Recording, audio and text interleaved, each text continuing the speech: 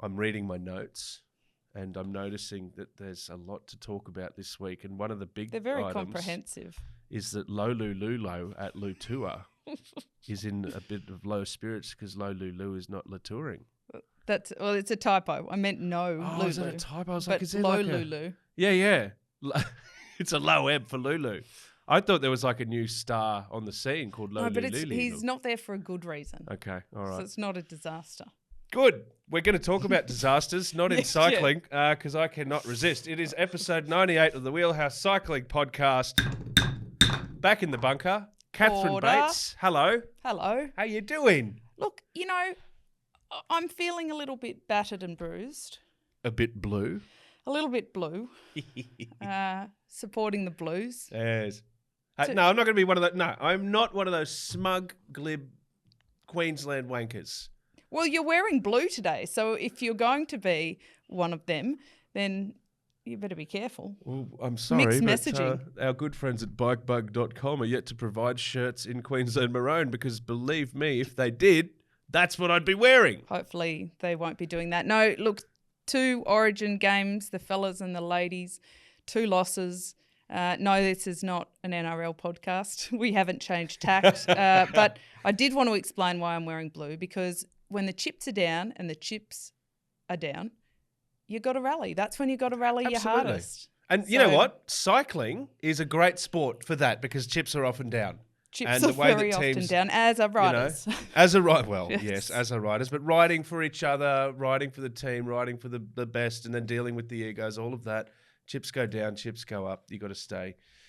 You just got to keep the faith. You do. Unless you're New South Wales, in which case there's no point. Now, we are talking about a lot today. Dauphine is happening. There's quite a bit to go through with this because the tech geeks in cycling, of which I'm not being, you are one, but you're like a Yoda. You're like a, ask me anything level. I'm a little tech geeky. Yeah. And I'm like, oh, tech, how fascinating. I'll ask Kate. So I'm going to ask you a few things.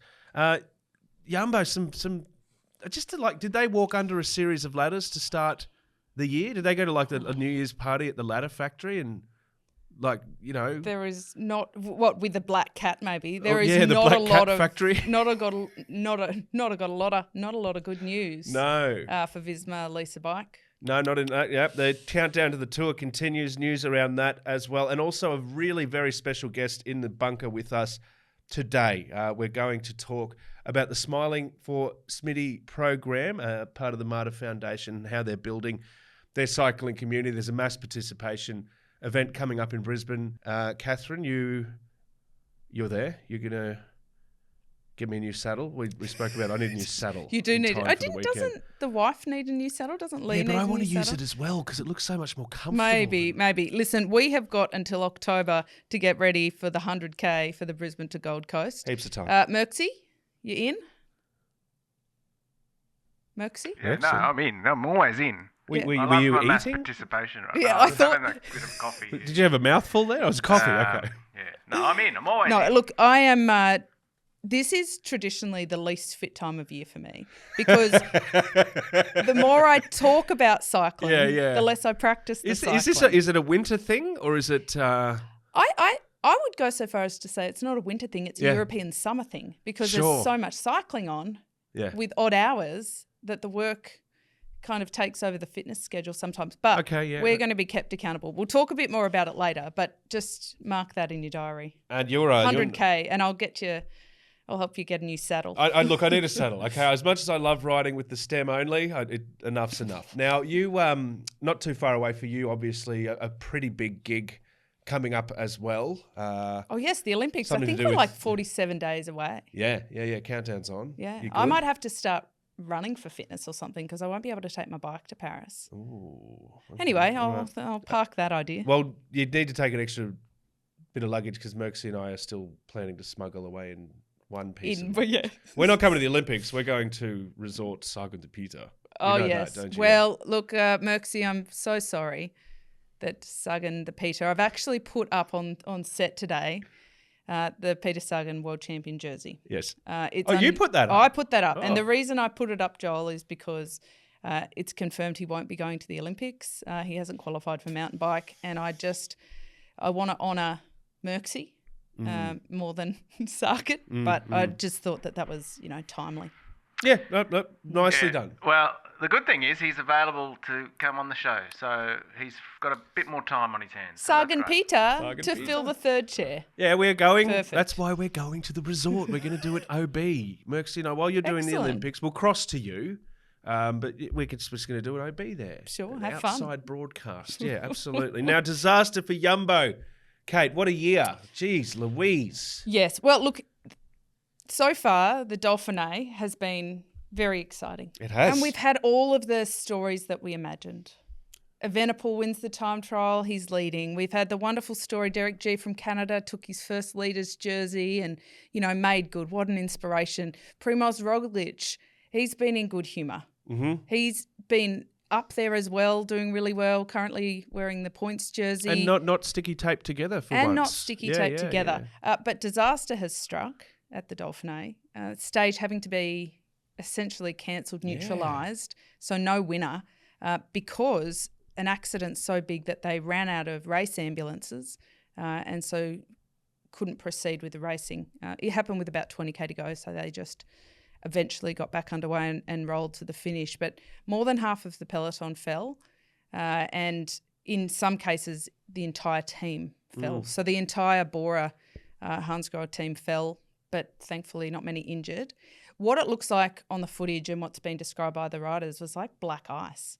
Oh, And you can actually see it in the coverage where it looks like a skating rink, and some of the mechanics coming to the aid of the athletes, bringing them new bikes, they were slipping over too. So it's hard to understand how they let the race proceed. Big down ramifications. Well, there's lead cars. They would have known how slippery it is. So I think that's silly. We can talk about that ad nauseum, which we often do talk about, why these conditions aren't safe or why they're tolerating this. But for all of the teams that their entire team fell and got up reasonably unscathed, Visma Lease-a-Bike were not one of them. They lost Dylan van Baarle and Stefan Kruiswijk to a broken hip and a badly broken collarbone, which means they are both out of the Tour de France. Big ramifications for the Tour. Very big ramifications. So what happens there? So what do they just have to sort of dig into the ranks and, hey, you who wasn't going to be riding the Tour, you're now riding the Tour, and it just changes a whole year of very careful planning leading into it. It's just what it is. I mean, essentially, but this has been the worst year for the team. Yeah, it's worse than what they would normally consider their plan B, C, or D. They really are going to have to reconfigure a lot of different riders' programs. Like Van Aert, he was never riding the Tour. He looks like he might be now. Vingegaard, they're saying that he looks good. He's been at altitude training to start, but can they really put all their eggs in his basket? They're not really going to know how his form is over that period. Very untested. Wow. So then you've got Kuss in the wings. You've got all these different options coming up, but two of their biggest options and workhorses, they're now out too. Go on, what do you reckon, Merksy? It's a debacle for Jonas. And then you've got the Pog, who's it's pretty perfect. He's got Yatesy, he's got Soler, Ayuso, Almeida. Yep. He has a very good team. He's got the beast team. It's but a beast team. I will note that every single one of them at the Dauphiné also fell. And they provide really good injury reports, actually, their doctor outlining exactly what the outcome is for each rider. And on each one, it was abrasions, some deeper, some others. But they're not unscathed. You say relatively unscathed, but that means they can continue. It doesn't mean they're not injured at all. And a lot of the time that manifests a week later, 2 weeks later, and then it becomes the old niggle, hasn't quite been right since X, Y. Yep. And so I think that every team will be going in a little bit tentatively. They've got to be worried. You would be so foolish and very foolhardy to go in thinking you've got it sewn up.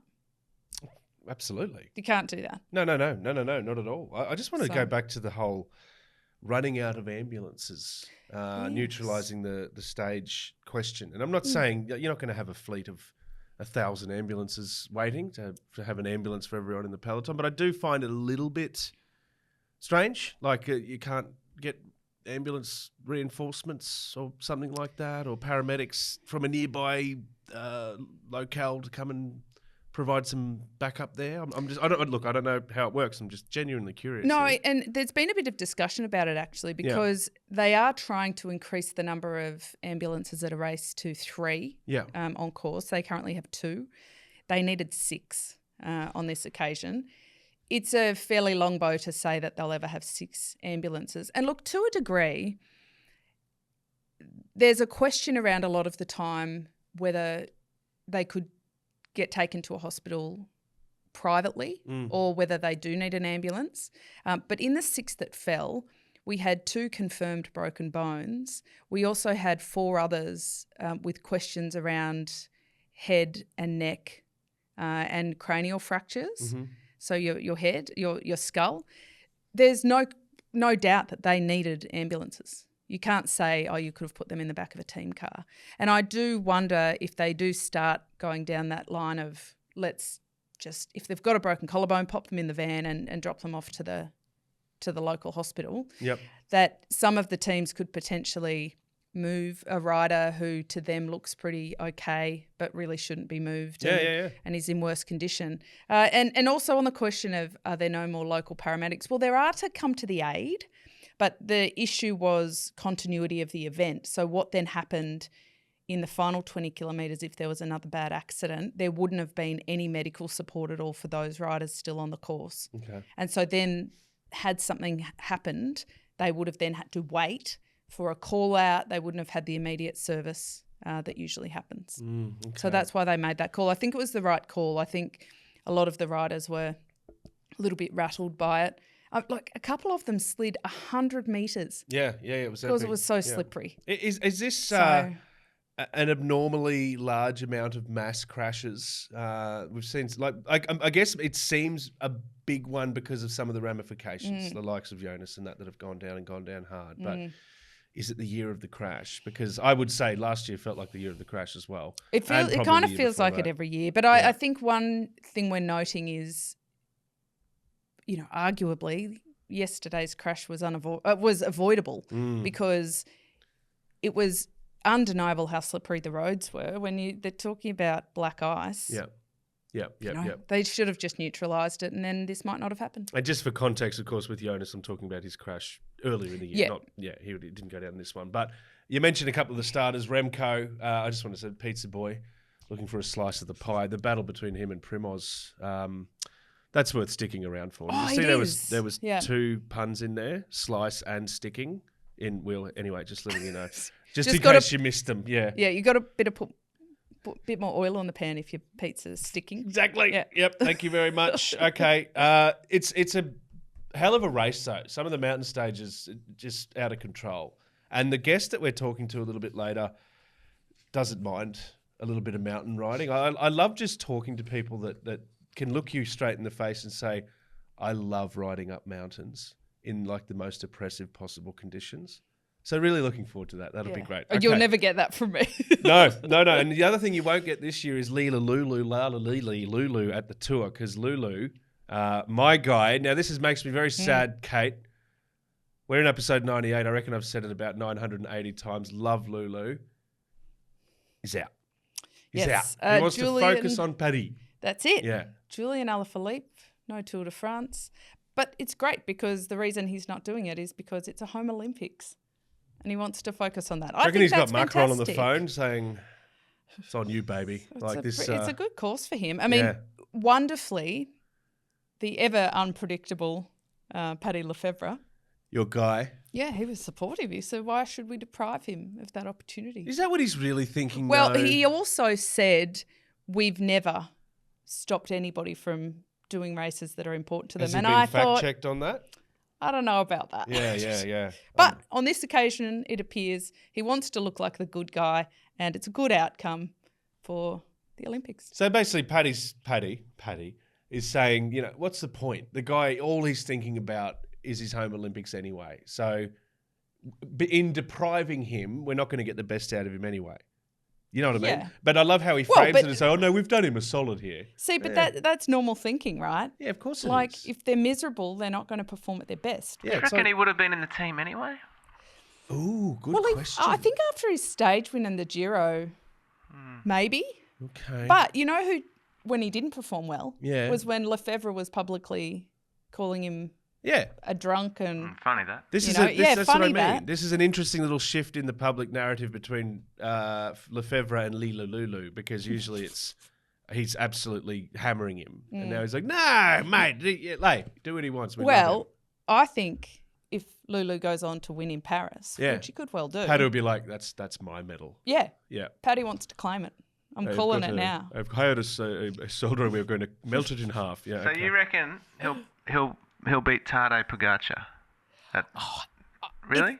I can't would wait. like to think that Tade will be tired at some point. You reckon Tadej will be tired, eh? There's different physiology that's required to win a classic versus a Grand Tour. Yeah. And through the season, he would be focusing on different things. And so I think there is an opportunity at the Olympics for somebody who's really prepared for a one-day race versus someone who's come off the back of a tour. Right. Yeah. I notice you've both abandoned our nickname as well for Pog.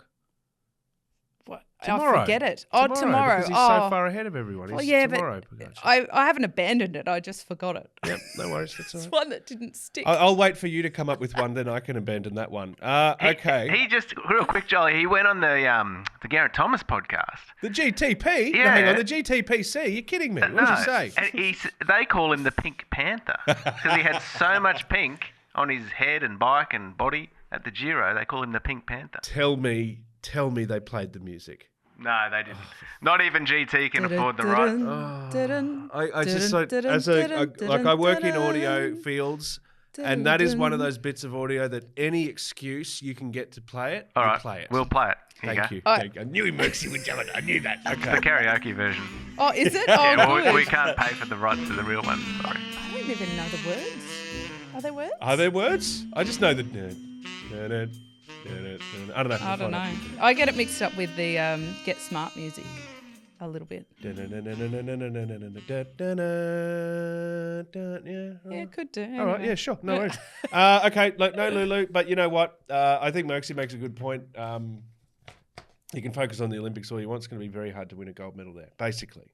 Yeah. Basically. Yeah. in I this like. field. See, Merxie's moved on from Sagan can beat anyone at any time to Tadej can beat anyone at any time. Is That's that why- fair, Merxie? That's why he's the Pink Panther. Well, Yeah. am I wrong? In summary, yes. You bet against Pogacar? I'm not a betting person. Look, you spoke So- about rugby league earlier, and I have a policy in rugby league tipping that you just never tip against the Melbourne Storm because they win more than they lose. It's the Moneyball thing. If I was applying Moneyball to cycling, he's clearly your guy. As a Parramatta fan, that is not something I I subscribe to. tell you what I wouldn't be doing. I wouldn't be putting my money on LouLou. Just saying. Yeah, okay. all right. Right? For the record. Yeah, Temperament-wise, for the record. home Olympics, big pressure. Temperament-wise, are we happy with him as far as that, performing on the grandest of all stages, all that sort of thing? Are LouLou? we making the decision now? Yeah. I mean, Oh, the news is just 100%. broken. Yeah. Can we give us some time? No, because Commit. this is a news service, and when news breaks, you hear it here first. Right. Yes. I thought we weren't breaking news. I'm fibbing through my teeth. This is not a news service. Never come to us for anything factual. Well, look, the Aussie team hasn't been named yet, but if they name Caden Groves, Yep.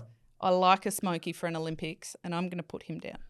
Okay, you're talking about podium. You're talking about this guy's a genuine what medal hope? Gold. Yeah, Wow. you're talking gold, Caden Australian Groves. gold. Caden Groves for Australia. gold. I love that. Good on you, Yeah, hey, Catherine. look, I Yeah. tell you what, nobody picked Kathy Watt, and Sarah Carrigan also was not at the very top of the list with a highlighter. Okay. So Kathy in Can that was happen. Barcelona. Barcelona. A massive surprise to everyone. Yes, Ginny Right. Longo was the big favourite. And everyone's just gone, Kathy, what? Kathy, what? Okay, cool. Unplanned this podcast is, and there's your segue to the Unbound gravel race. We're heading to Kansas because we aren't in Kansas anymore. Apparently we are. This is the Ducks nuts of gravel races, isn't it? This is the one. This is the one that everyone It goes. is the be-all, the Yeah. end-all. Yeah. 5,000 entries. But interestingly enough, not a minute of coverage, live stream or television coverage. Granted, it's a very difficult. It's a 9-hour race. It would be hard to cover. Still. But still, I want to see vignettes. something. Yeah. Merksy, a couple of little, VNRs, just get them out to the world so you can broadcast a bit of it. You essentially have to follow it via Instagram story. Sure. Piecing it together. As in just people on phones. Yes. Okay, so who are we directing our WTF at here? Well, the organisers, I suppose. But the reason we're so up in arms, Joel. Go on. We're not really, but is Lockie Morton one, and we didn't really get to see it live unless you were on the right Instagram story. So you race for 200 miles across gravel in Kansas, you win, and you ring over and go, Mum, Dad, I won, did you see it? And they go, no. And they're like, oh, what, were you in bed? No, it wasn't on 203 anywhere. miles. Yeah. It's quite remarkable. It's 320K, 9 hours, 11 minutes on gravel. Pretty remarkable, actually. And hope he had a good saddle. I'd suggest he did. A lot of quite close results. So it ended up Lockie Morton sprinted it out for the win with Chad Hager, both former professionals on the road, and we're seeing a lot more of that. We had Matej Mohoric was there, Greg Van Avermaet was also there, Keegan Svensson was there. You know who else we had? Tiff Cromwell and Valtteri Bottas. Bottas, in fact, got on the podium in the age groupers category. Really? Yeah, in the 100 miler. Did he do it in his DTs? Like normally he's got no clothes He on. didn't. But do you know, in talking about funny outfits, Freddie Ovett, the Aussie legend of esports, and now going across to gravel, he did it in a full white kit. Oh, head to toe, everything white. As a just... I don't know, bravest man in gravel racing. Yeah, okay. I don't know. Okay. It certainly wasn't white at the end. But in the women's, we had a German by the name of Rosa Klöser who won. PhD student, rides casually, only been riding a bike for 2.5 years. Okay. Absolutely nailed it. One of those people that's just good at everything. She's just good. She lives in Denmark and, does a lot of this style riding for... her mental health and her clarity while doing her studies. So that's pretty cool. Carolyn Schiff, let's just off the podium as the defending champ as well. Well, it was the tightest race ever run. So they had a sprint for 9 at the end of 10.5 hours. But if you take a bit of a deep dive into it, they had all sorts of calamities. Like Closer at one point got a flat but didn't want to let the group go, and so kept riding on it until she was pretty much just riding on the rim, and then she had to stop.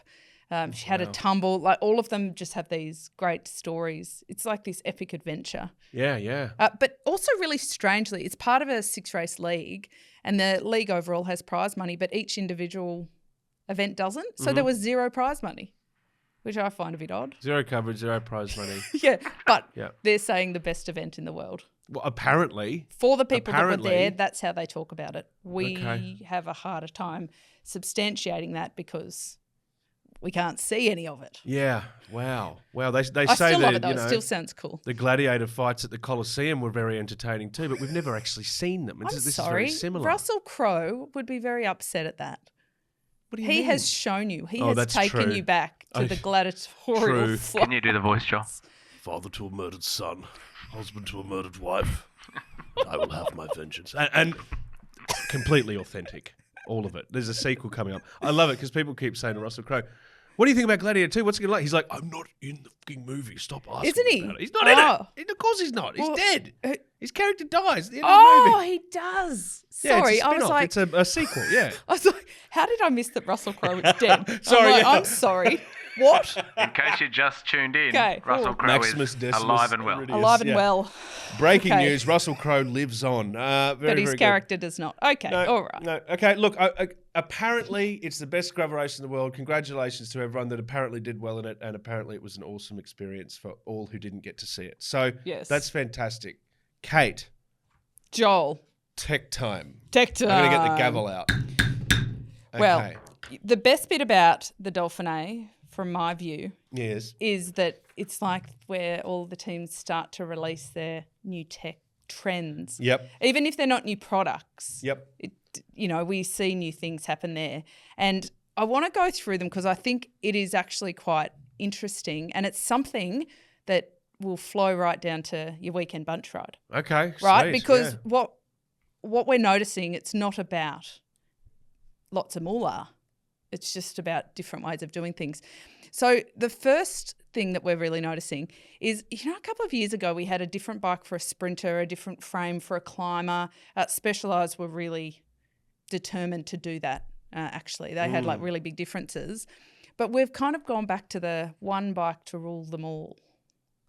Say that again. One bike to rule them all. One bike to rule them all. Yes. One well, bike I mean, to if you find look... them. One bike to bring them all, and in the darkness bind them. Is that what you're saying? I like that. Well, that's what it is. It's from Lord of the Rings. Have they stealing from Lord of the Rings? I like it. Yes. It's good. I just hope they're paying the money, because that movie franchise didn't make anywhere near enough money. Yeah. But I think that that's a really cool thing, because Yeah. it means that we only need to look at one bike. We don't have to decide as punters. Yeah. I'm a punter now. Good news for consumers. Yeah, Yeah, it is. You don't have to kind of self-identify as a sprinter or a climber. You can just buy a cool bike. Okay. Is it an e-bike? That'd be the one No. bike if you had to get one. No. Yeah, he's right. No, but like the beautiful Colnago we had, Yeah. the V4RS that Podgy rides. Where is that, by the way? 'Cause Yeah, I've they noticed took this- it back. But we had it at the Brisbane Cycling Festival. Yeah, we did. And they made that really specifically to be just a fast racing bike for climbers, sprinters, all of them. What did it weigh again? 7... Did we even grams? find Yeah, out? 6 point. 6.2, I think. Yeah, okay. Oof. But it needs to get Okay, some more so- things on there for weight. One bike to rule them all. Yep. Coming up to the TDF. Give us some context here. Well- What does this mean? I mean, one good thing about it is that spare bikes Yeah. it's easier to replace bikes. It's easier to carry bikes. They don't have to have different frames for different riders. Okay. And a lot of the time it's the components that make the difference, but then that's just changing wheel sets. Now, talking about wheel sets, there's actually quite a few things on the wheel and tyre thing. One of them is we're seeing that they're using much wider tyres. So they used to just be for the classics, but now they're starting to ride 30 mil tyres the whole time, which is Why? quite cool. Yeah. And it's easier to ride tubeless. Okay. They run at lower pressures and they're quite comfortable to ride. I thought tubes were They're making a ready to little bit of a comeback. Well, they are, but I think that we've had a lot of issues. Like, people have been talking about the issues around tubeless and tubular and tubes, but this gives an option to be able to choose the tyre combination and the wheel combination that you want.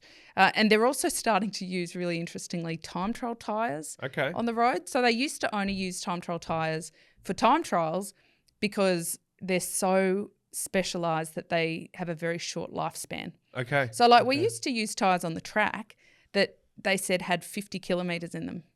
So the mechanics would glue them on 2 days before you raced. You would train on them and you couldn't warm up on them, and then you would race on them, and that was done. And that when sounds risky. I would ride them in a 25 kilometre points race. Yeah. And so for those ones, you only warm up on them. Okay, so how is this now becoming like a road race? Well, so the reason you know? they can do it is because with the wider tyre bags and the lower pressures, it takes less pressure essentially off the performance element of the tyre. And so they're able to do it. But when we're talking tyres and wheels, what they used to do, I certainly used to do it, you'd ride different front rear wheel combinations. So you'd put a deep dish on the back and a shallow dish on the front. Yeah. For performance, for comfort, you'd never ride the deep dish at the front because if a crosswind gets you, you go straight away. But the deep at the back, that was the aero, and then kind of light with the shallow at the front. Sure. But they've essentially flipped it around. So now at the front, they're riding deep dish and they're thinking more about aerodynamics, and then they're putting the lighter wheel at the back. Shallow. I don't fully Makes understand. sense. Yeah. It does. I'm fully across it. Ask me anything. Well, last time we spoke about tyres and vulcanisation, we got heckled online. Well, we remember? did. Damn right. Screw those people. Everybody talks about tech in a Yeah. different way. I like to talk about it in a way that people in the local cycling bunch can I like apply it to to their bikes. Talk about it in a way that incites rage online. Can I ask you just assume for a second that I'm not a tech expert? Just wink, wink. Yep, Just visualize with me here. The 30C, the 30 versus 28. Yeah. Why Why are we seeing that transition? What are the advantages of the 30? Why are we seeing more of that? Well, they used to think that the narrower the tyre, the less rolling resistance. Yeah. It was really, to dumb it down, kind of that simple. Okay. So if it's thinner, you didn't have as much surface you were touching, therefore it could travel faster. But they've since learned that that's actually not the case at all. So wider tyres don't, in fact, with the current tyre design, have a higher rolling resistance. Okay. They can be ridden at lower pressures, which gives a bit more comfort in the Less ride. flats. Less flats for that as well. So actually, short of track cycling, and they still ride very narrow, they're called bag, like 28 bag, they still ride very narrow bag tyres on the track. Yep. But there's just no need to do it on the road anymore. And it's a reason I like my gravel bike more than my road bike currently, is because my gravel bike's got much bigger bag tyres and it's comfy. And it's got those cool storage compartments. It does. I like It does have some very cool storage compartments, and I've added all the bags and everything. I've seen, so yeah. it is very cool. But it is certainly, we've almost gone backwards with some trends. You know, for a while they were talking about lighter and narrower tyres and lighter back wheels and front wheels and deeper dish, narrower, blah, blah, blah. Wow. Almost going back to basics a bit. And I think this is good for the punter, because it used to be that you would never ride a deep dish wheel at the front if there was any wind at all. You would put the smaller on, but for people who can't afford two different sets of wheels, that was a little bit of a conundrum. Of course it was. But now that they've shown it's actually a better way to ride, and it's probably more about the comfort and understanding how to handle your bike with any kind of wind with a deeper dish wheel, it gives people more opportunity to just choose a combination that works across all riding conditions. Okay. All right. And I love that around tour time they start to mix it up a little bit. Tour time is tech time. It is. Asking for a friend, just like once again. Merksy, did you got all that? Because I was asking for Merksy. Was that all pretty clear for you? It's very good. Yeah, good. Well, just quickly though, talking about one bike for all. Remember the specialised tarmac, right? There was the bike for all, but then there was the Venge, which was more aero, right? But then the tarmac got so aero that it caught up with the Venge, and now they don't make the Venge anymore. No, yeah, I think that they had to go through Evolution. they had the idea that they could really specialise everything and then realise they didn't necessarily have to. But you know what? They've done that with athletes too, because they went through a phase where they didn't encourage road riders to do track or to do cyclocross or be multidisciplinary. And now that's going out the window. They're encouraging it. And look at the athletes we've got from that. Yeah. Hello, Mr. Van der Poel. Yeah, Machu. Yes, and Pidcock, Yep. Lotta Kopecky. Feathers, yep. Oh, speaking of which, she's killing it at the Tour of Britain. Well, killing it. She won in a photo finish. So maybe not quite killing it, but still winning. Win's a win. All season. Not quite 38-10. Not Was quite it? No, 38-10. that was the score in the Origin the other night. Thank Sorry. you, Joel. Sorry. 11-10 for the ladies. Yeah. A bit closer. Geez, they'd be spewing though. Talk about throwing it away. Anyway, hello. Talking tech, let's just quickly mention for everyone, bikebug.com, of course, because there is an end of financial year sale that I will say is well worth wrapping your arms around. 70% off Yeah, some up items? to 70% off crazy. some stuff. And if you sign up, then you will get in your inbox all of these fantastic deals. So it's good to jump on into the EOFI sale. Get yourself some tour tech ahead of it. Okay. Some big bag Conti TT tyres that you can now ride in the road races as well. Love that. That's love what that. my And eyes on. Code Wheelhouse. Code Wheelhouse. Code Wheelhouse. Don't Get not on both it. words, just Wheelhouse. Don't write Code Wheelhouse or it might not work. Just Wheelhouse. Just Wheelhouse. Okay, and you'll get I'm not going to say you get an extra 10 on top of the 70. I don't know how it works, but there's definitely a tenner in there for you. Yeah. Keep it up your sleeve though. Okay, now these tech. Let's talk about tech. Quick predictions. Tour de France tech. Crystal ball. Catherine, what's gonna steal the show? Yeah. I think one thing we're going to see is less fancy paint jobs on bikes. Really now? Well, because they're starting to look at ways to strip weight, and the fancier the paint job, essentially, the more paint, the heavier the bike. Yeah, sure. So I think that's something we'll see. I think we'll probably see some more single chainring instead of double chainring, which I struggle to get my head around. I mean, I know a lot of the riders barely even get into the small ring on a lot of stages, but I would still find it a little bit odd to take that away completely. Interesting. To Very, be very honest. interesting. So if they have I've never had a road bike with a single chainring. I've got a gravel bike with one, but I don't know. I don't even know what size chainring I'd choose if that was what I was going with. I'm curious how many punters, and I use that word in a kind way, but would go down that path, or whether they're looking for a more versatile setup. But Yeah. I suppose if it's good enough for the Tour de France, it's probably good enough. I suppose we'll cop it. I suppose Yep. we'll accept it. Yeah, fair enough. Now, just quickly, we're going to welcome a very special guest soon, but we have a new league, and you've got an inside rail here with one of the greats of the Brizzy cycling scene, let's be honest.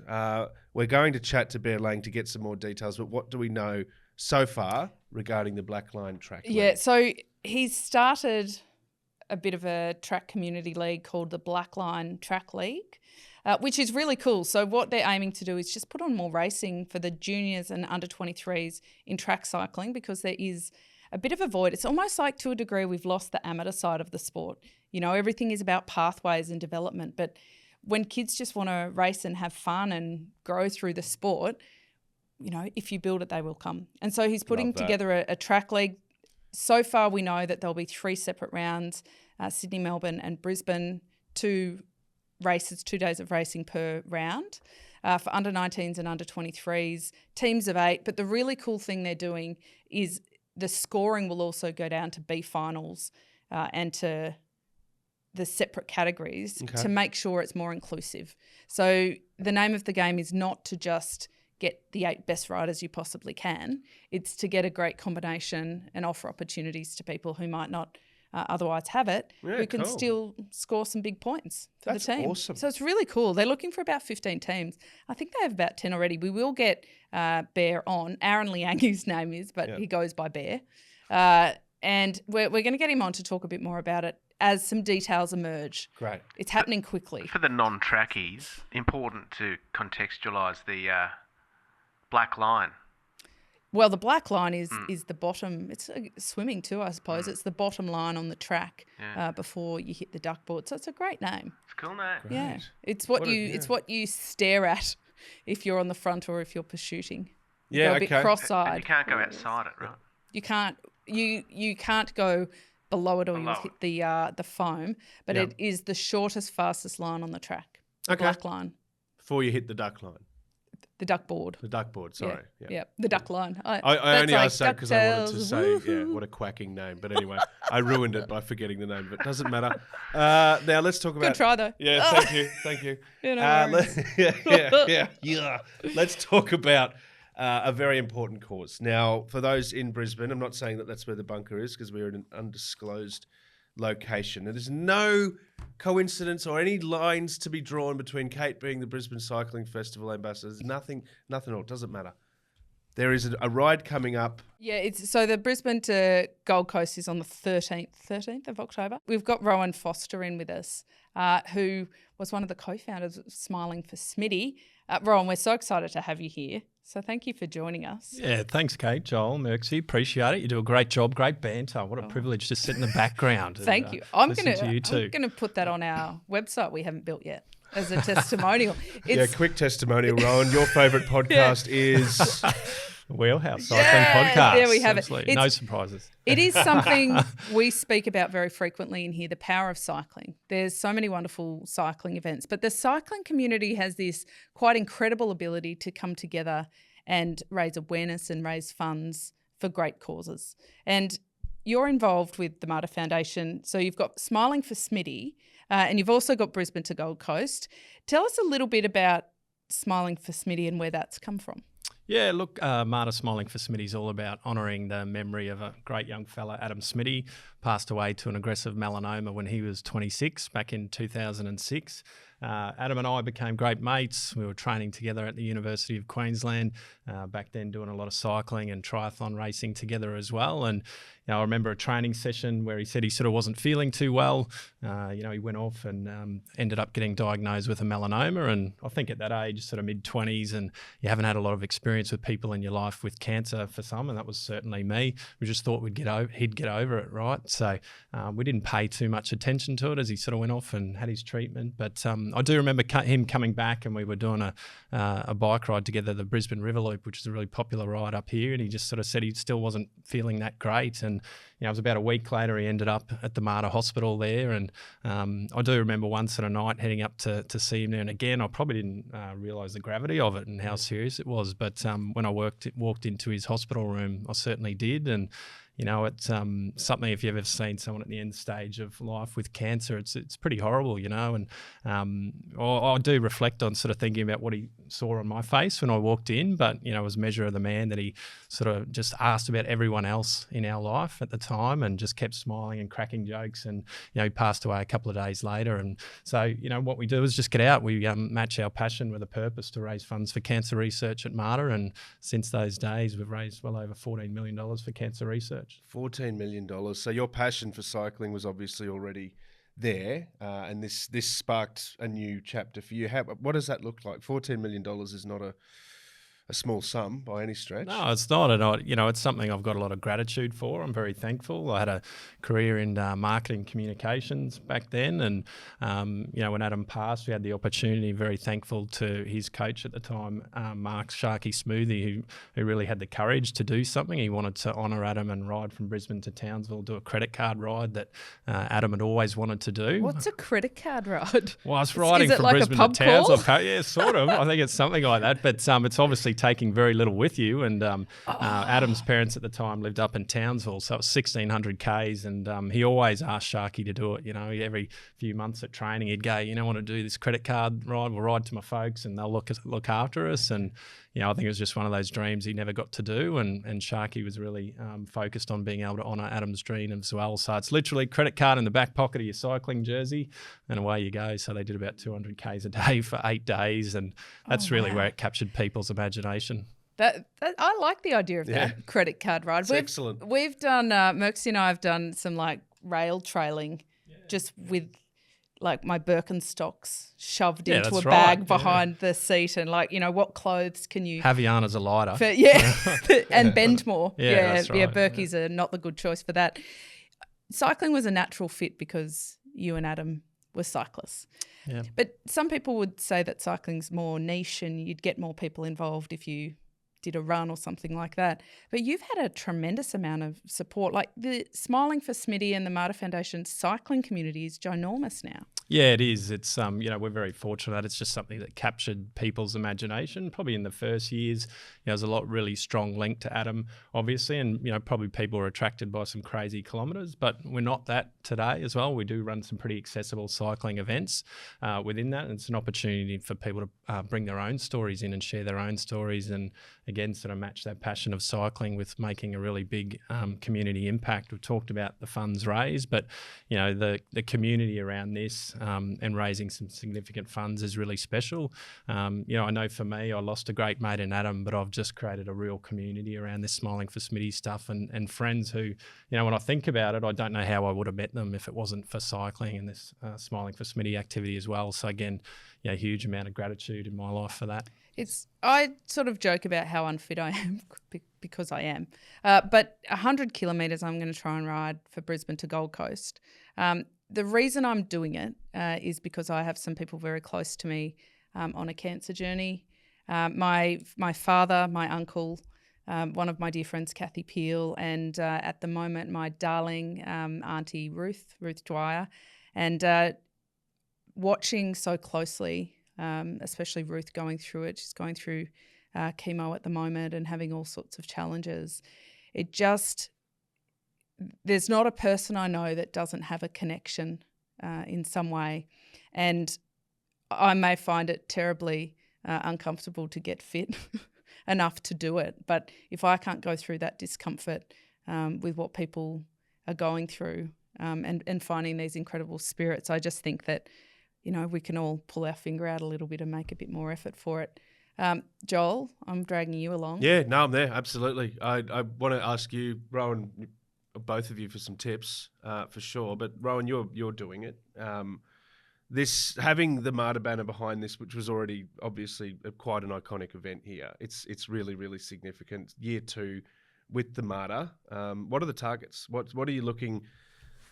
Fast forward to the end of October. What's success? Yeah, it's hats off to Bicycle Queensland, obviously a great leader in cycling here in Queensland as well. Have sort of stewarded this event for close to 2 decades, and Marta had the opportunity to pick this event up for the first year last year. And what we really wanted to do was just bring an opportunity for delivering greater community impact through an event like this as well, and raising some funds. And Marta's really renowned for some world-leading cancer research. And the first year, last year, we raised close to 600,000 with 5,000 riders on board. About 1 in every 3 cyclists chose to do some fundraising. It's not a compulsory thing at all. It's just about helping riders understand how they can make an impact. So getting out there and riding 100K is always a good milestone, and certainly for first timers to hit that mark. And what we'd like to do this year is see closer to that 6,000 mark, and obviously get a new fundraising record there. But it's about sharing those stories. It's people coming in with their own motivation and inspiration to make a difference as well. And like you said, the prevalence of cancer these days and what that can inspire in you. Really it's about just getting on 2 wheels, getting on the pedals, and using your passion to make a big impact. Yeah, Merksy, are you in for it too? Yeah, well, mate, I've done it. It There was you my go. first. you have it's the too. first ride I ever did. It's my first time I ever rode 100Ks. I remember. It hurt, but at the end, I felt like the king of the world. It was so good, and that ride actually got me hooked. Yeah. On riding. So it's a cracking ride. fantastic Yeah, it starts in Brizzy.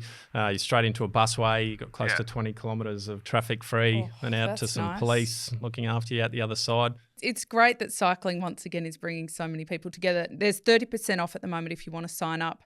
That's only until the 21st of June, so get on it. Merksy, Joel and I are going to be out there. Yeah, we'll be there. As well as Rowan. Rowan, you're riding with people who are really experienced, but you're also getting some pretty new cyclists on there as well. How do you manage to bring everybody together in a pretty safe environment? Like, there must be some pretty excellent communication amongst you to have a great experience. Yeah, well, I think there's very different ways of doing that. Obviously, we run the Smiddy events, which are sort of 50 to 60 riders, and we train people up from, some staged and uplift in sort of what they do from a skill perspective, distance, endurance, those kind of things. And then by the time you're in an event, you got a lot of trust in the wheel around you, the communication's good, the hand signals, all those kind of things.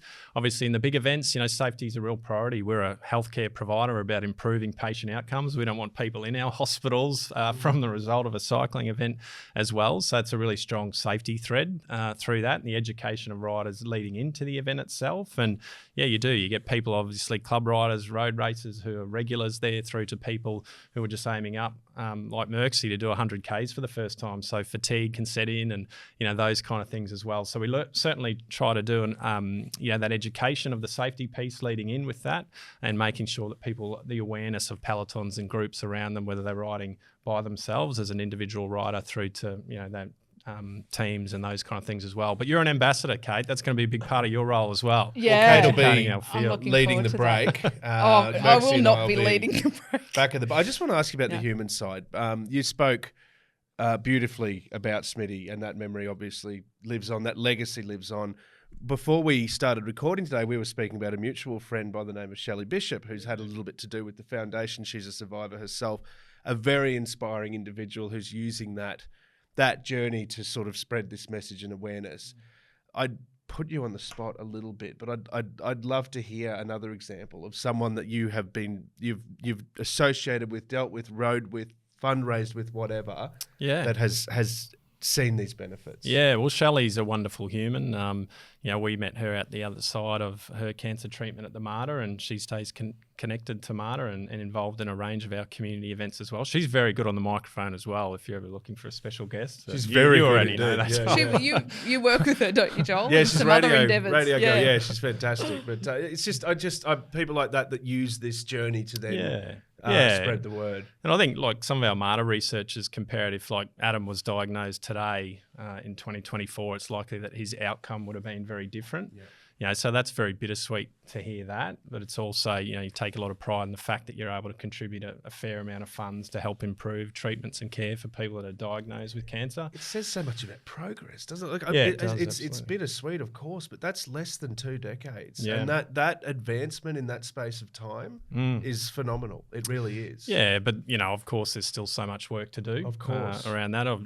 Kate shared some of her story and personal motivation, and a number of people in my life have been diagnosed with cancer over the last couple of years as well. We lost a great young fella, Joel State, to a very rare cancer a couple of years ago as well. And, those things are just obviously a super strong reminder that the work's not done in what we do. The researchers are doing some amazing stuff, and at MARTA included, of course, around that. But, they're, so pleased and grateful around the funds that community can raise to support their work, because research is hard.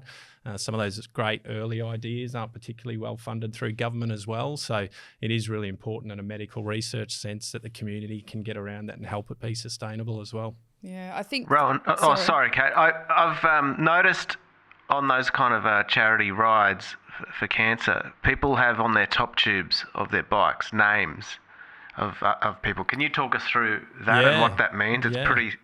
We in Smiddy rides, and people obviously do it in a Brizzy to Gold Coast sense. It's what your motivation is, and I've still to this day I've got a couple of bikes. One's my commuting bike, and it's one I've done Smiddy rides on in the past. And I just have a picture of Adam there. I've had that for many years, and it's sticky tapes on it. It's looking a bit worn these days, but I'm sure I'll replace it if it falls off in a rough or wet commute, perhaps. But it's just when the times get tough, right, in the saddle. Sometimes we're out there for many hours, and we're going up a hill, and you might find yourself by yourself, or the pains in the shoulder, or whatever it is. It's just a good opportunity to look down and remember why you're doing it. And we often have heaps of riders do that sort of stuff. On that, So 100 Ks. Let's just look at the course. You look mildly terrified, Joel. Don't be you just scared. said something about a hill, and I'm like, elevation what are you gain. talking about? Elevation gain's not significant. I've driven from Brisbane to Gold. What hill? What's your favourite part of the course? Oh, look, it's got to be the start and the finish. I talked about the bus, the busway, the Brisbane busway. Unique opportunity. You don't get to ride in that, right? So, close to 20 kilometres there, good speed. You can get along there. And once you pop out, obviously aiming up for the Gold Coast. In between that, we've got some really good aid stations, 40, 60 kilometres. You can have a little break. We've got some really good nutrition by Winners, gels, electrolyte and so on, and entertainment. But, riding into Fisherman's Lawn with the Gold Coast skyline out there on a blue sunny day, it's just a cracker. And we had that last year, and we had a lot of people just hang out at the Finishers Village. We've got a beer garden, Bottle Mart beer garden, and heaps of food trucks and things. It was a lot of fun last year. That You sounds promised very cool. me, Rowan, A burger and a you were beer. not gonna I'll promise make you me that. detour and climb Mount Tambourine or anything ridiculous. Definitely like that. not. Definitely. Okay. Look, our road permit from Queensland Police is that we cannot detour, so you are safe. Good. We have had riders known to sort of detour and stop at a coffee shop. Of course, cycling is nothing without a coffee, but there is coffee at the end of the ride, so I wouldn't encourage you to detour halfway along to a coffee shop. Pies. No. That'd be good. A few carbs. Yeah. Sort of close enough. Some people ride back, right, at the end. We got the train back, which was really cool. But the train carriage was just full of bicycles, which was also cool because everyone's talking about their experience. Yeah, and it was a good vibe. there's always a little cohort every year. And look, Yeah. as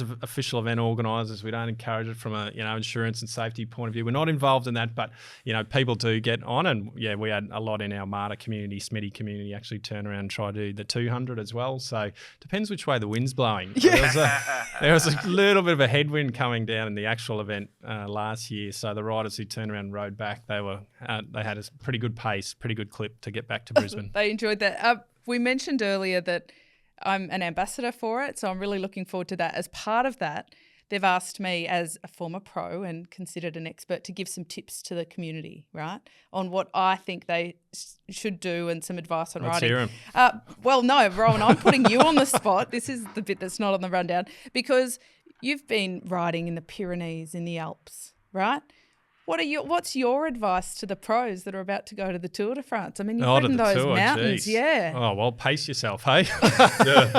No, it's I did look when I did the Pyrenees and the Alps. On both times, I did them consecutive years. I did them just around the Tour de France. And my mother-in-law, who's approaching 80, told everyone in her community and probers clubs and so on that I was doing the Tour de France. So that was pretty embarrassing coming back to that, and everyone That's in fantastic. her world was thinking that I was a Tour de France rider. But I embraced it for a little while. But look, it's magic over there, isn't it? So I agree with you in the sense of our riding drops off because we're staying up late watching them. But I don't think I can give too much advice to a pro rider, Kate. Get inspired. So I've got there's copy that one of your favourite things to do is the Alps and the Pyrenees. Yeah, look, I love riding up hills. Not these days, but I've got kids. It was before kids, maybe, Joel. So I've got a 8 and a 10-year-old. Now it's like anything to get some time and space. Yeah, okay, sure.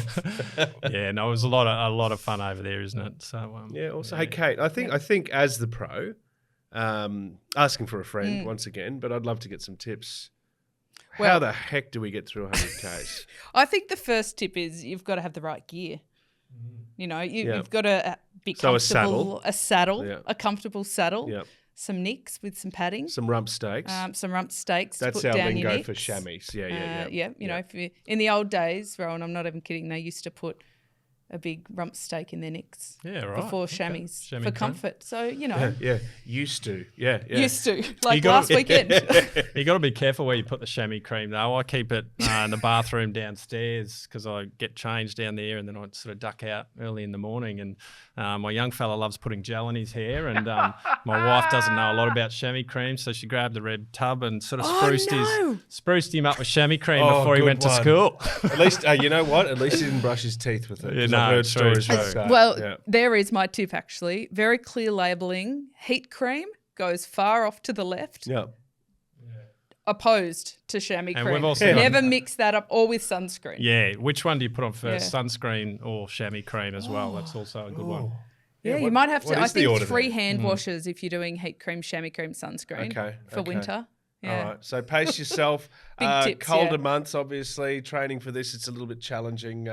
Yeah, well, I think that's out. a good goal, isn't it? Like I was saying to Kate earlier as well, that I know my peloton regular riding groups probably halved. Brisbane, we can't whinge too much. I think it was 7 degrees this morning. I know. I love that about Brisbane. Queenslanders love staying in bed on a cold morning. The roads are definitely a little bit lighter with the cycling pelotons, but it's a goal, right? It's a great thing to get through. So register now, take advantage of that discount, and then obviously you can hopefully get a little bit of motivation to get out of bed in the mornings. And the good thing too, mate, there's also shorter distances, right? Like if 100's a bit much, you can do 40 or 60, is that right? Yeah, there is, Mercy. Yeah, good call. 40 and 60 Ks. Ease your way into it. Not you, Joel.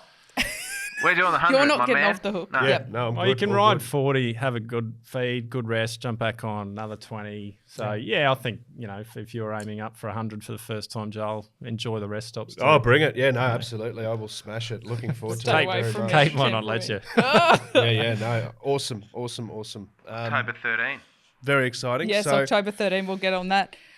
Before we wrap up, we've got a few things, Joel, and Yes. I think if I didn't write the rundown, this wouldn't have been allowed in, but I'm going to throw it out there because I made my way. Brian, do you read a lot of cycling news and stuff? I read cycling news every day, yes. Right. You know that sometimes there's ridiculous headlines. I think I found the most ridiculous this week, which is Tour de France riders arrested spraying water bottles like 2 gay cyclists. what? What? Exactly. Yeah. I mean, the story behind the headline is that 2 Dutch riders, Laurens van Dam and Dekker, went over to do unbound gravel. They were covered in mud doing recon. So they, opened the doors to their car, stood in the middle and gave themselves a little bit of a water bottle shower. And the police came along. Gave themselves or gave each other? Wow. No, it doesn't matter. I mean, I'm just the curious, headline would suggest it was each other, but each I other, believe it was themselves. I don't think there was anything even slightly dodgy about it. But they got arrested and spent the night in jail. Oh, wow. Okay. For I missed it. that one. Public nudity in Kansas is not allowed, people. This is in Kansas. In Kansas. Oh, my goodness. Okay. So there you go. We were There's just- a we public were- service announcement. We were talking about mass cycling event in Kansas earlier, and it's like this is also so happening ridiculous. in Kansas. Okay. Oh, Yep. it's Thomas Dekker. Thomas Dekker, yeah. I'm just looking it up And now. Laurens van Dam. So Tour de France riders, but it is a thing. I wonder if you do this on Smiddy, actually. Probably not. Probably better community standards. But the old, car park shower is pretty common amongst the cyclists to just change. And it's not like you're not putting a show on. Like, you're doing it really quickly. But you've got to change. Yeah, you've got to change out of your wet clothes and get spiffied up. But, these guys had guns pulled on them, handcuffed and thrown in jail. Not just So bizarre. 5 guns, 5 police officers with guns pointing at these 2 guys. I did that at the top of Croix de Fer in some very rainy weather after a 20-kilometre climb. The French police do not arrest you for that. No. They probably come and try and have a conversation in the middle. And you're oh, come on now. Yeah, can I have a sip? Wow, that's extraordinary. I just, jokes aside, I feel for those 2 guys. It's ridiculous. It is ridiculous. But that is the weirdest cycling headline of the week for me. That wins. That absolutely wins weirdest headline of the week. So let's just repeat it. Tour de France riders arrested spraying water bottles like 2 gay cyclists. That was the charge sheet. That's what the police wrote. Oh my goodness. On their charge sheet. There's a whole big can of worms on this one that we're not going to open on this show, but I hope someone does, because that's despicable. Yes. On a very sad note this week, Kate, we're going to pay some respects to a bit of a legend. The Queensland cycling scene, the Australian cycling scene, being farewelled up north today. Reggie Tucker being farewelled in Rockhampton today. So he was the coach of Anna Meares. In fact, he found her talent, her and Kerry Mears, who grew up in Middlemount, so just outside of Rockhampton, and gave these girls dreams that they could be Olympians, they could be champions, and weren't they? His son Kenrick was a Commonwealth Games champion and an Olympian himself, so Reggie was a great coach, but it was kind of the first time that the women and the girls in the area had a go. So he's had a great impact on the sport. So he'll be dearly missed.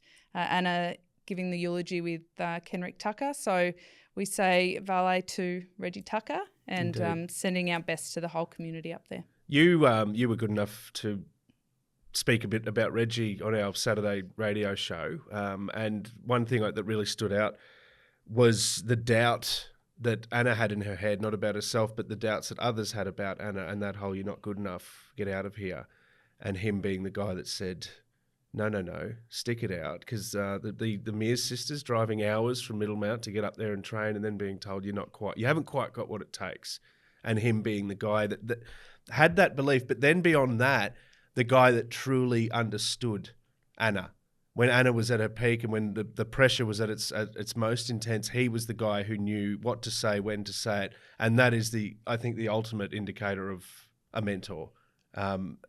Rest in peace. What a legacy this guy leaves. Yeah, absolutely. And I think to remember in everything we do, there's always a team behind. There might be one person standing out the front getting the accolades or achieving something, but teamwork makes the dream work. I mean, it gets repeated because it's true. Yeah. And without people in the background, you wouldn't even get to see the top of the pyramid. So I think you called this was genius wording. You said it's an iceberg. There's so much under the surface. Yeah, we see Anna, but it's an iceberg under there. And in the photos of Anna at her absolute peak, the only time you ever see Reggie is when he's giving her a hug to say congratulations, you've won another gold medal. Yep, he didn't want to be out there. It wasn't about him. It was about Anna. And the other thing that Anna and that iceberg has in common with icebergs is that you wouldn't want the Titanic to hit Anna either. The Titanic would probably come off much worse off than Anna would. Titanic is just going down even further. Yeah, 100%. Valet, Reggie Tucker, lovely words, Kate, and of course Anna Meares up there delivering that eulogy, Kenrick Tucker as well. And it is, of course, the Kenrick Tucker velodrome. It is. Up there as well. Yeah. It is. Okay, the Wheelhouse Cycling Podcast. A massive thanks to you, Rowan, for coming in today. Thanks, Joel. It's been lovely hearing about. It's a rather inspiring journey. Yeah, this is day one of our training plan. Oh, I'm doing the bloody push-up challenge now. I've got to go. How many? I think I saw 6,000 push-ups, was it? That's ridiculous. I hope not. No, it's just over. It's 3,250 basically. Okay. So is that on like one arm or? Yeah, for me it's I got one arm and then clap every time. Yeah, sweet. Just like I usually do on Merksy. Yeah, me sitting on your back. Mate, yeah, exactly. You don't get pecs like this picking apples, Merksy. What about if you use the bike over the head? Like, does that count? You know what? That would be, I'd love it if they let me do that, because that beautiful bike is quite a bit lighter. That'd be good. I'd be happy with that. That'd be fantastic. Okay, just a reminder, you can go to www.b2gc.com.au to get registered for the Brisbane to Gold Coast through the Mater Foundation.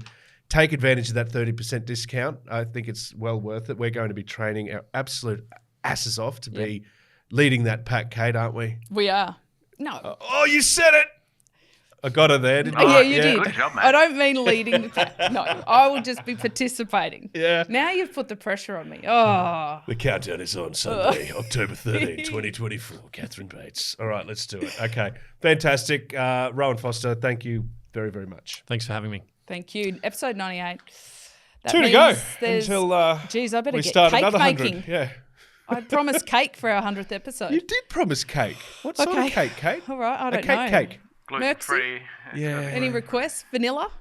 Yeah. Red velvet? No, we've got to be with nothing vanilla on this show, guys. No. Oh, well played, sir. Yes, velvety, We got to smooth, make it maybe. gluten-free because every time we travel with this show, the battle to get gluten-free for Merksy is real. So on our own set, we're going to deliver He it. deserves the We're going to gluten-free deliver the gluten-free. cake. Yeah. Yep. And then we'll have another one for us. It's actually nice. Yeah. Here's the music. Thanks, Merksy. We love you. Like, share, subscribe. Tell everyone you know it's the Wheelhouse Cycling Podcast. It's not a news service, but we do everything else here. So see you back for 99. Yeah.